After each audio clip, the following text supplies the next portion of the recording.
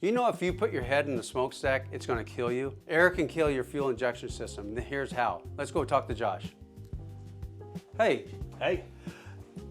I think some of our followers are having a hard time understanding how air kills an injection system. Okay. We breathe it all day. Right. Unless we're sticking our head down in a smokestack, it's good for us, right? Right. How is air killing the fuel injection system? Well, let's get into that. First and foremost, it is the reduction in lubricity. The diesel fuel is the lubricity for those fuel injectors. Okay. And when you have air in the system, it's reducing the lubricity by at least 10%. So that's the galling and scoring. The metal Exactly right. surfaces transferring metal from this surface over to here, right? Correct, because the diesel fuel will act as a boundary between the injector components and prevent metal on metal contact and prevent that galling and scoring. Like oil is on a cranking rod. Exactly Okay. right. Exactly right. That's one way. Yep. There's 4 ways total how it kills it. What's the second way? Second way is going to be your shock absorber effect. Okay. In the injector nozzle What Cat itself. talks about. You're exactly right. And is up to what, 50% greater force with air in the fuel?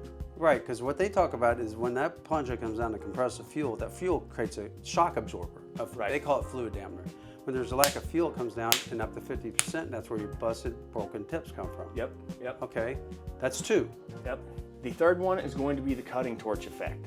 When you have high pressure fuel and air in your injector nozzle, it can create what you call micro dieseling and begin the cutting torch effect of that fuel injector nozzle. And by that I mean it's going to start cutting away at that injector nozzle.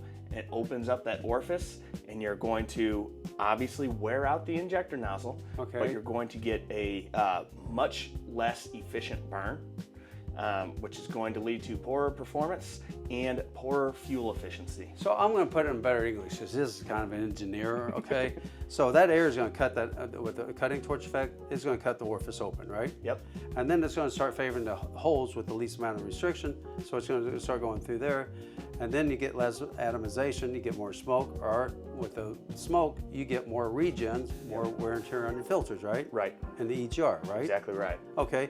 So then if it's starting to favor that, are you getting hot spots in the piston? Yes, you are getting hot spots in the piston. And what that means is you're getting more fuel burn on specific parts of that piston versus evenly distributed. You can actually start melting parts of the piston. We should have put this one with galling and scoring because you have cavitation.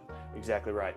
Okay, and imagine this being the lining of an injector, or the tip down in the cup of the injector, or just where there's a pressure being built, you know, 30,000, 35,000 psi. Right.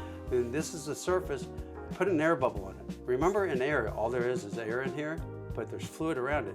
And then you have that cup here, and then you slam it shut, and that fluid falling through. And we have this diagram from Milwaukee School of Engineering. That fluid collapsing through that air bubble actually hits that metal surface enough and pulls microscopic chunks away.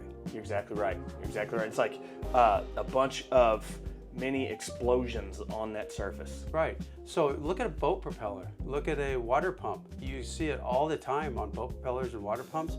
And that's what's actually going on with the PACCAR issue. Yep. And the CP4 issue. Right.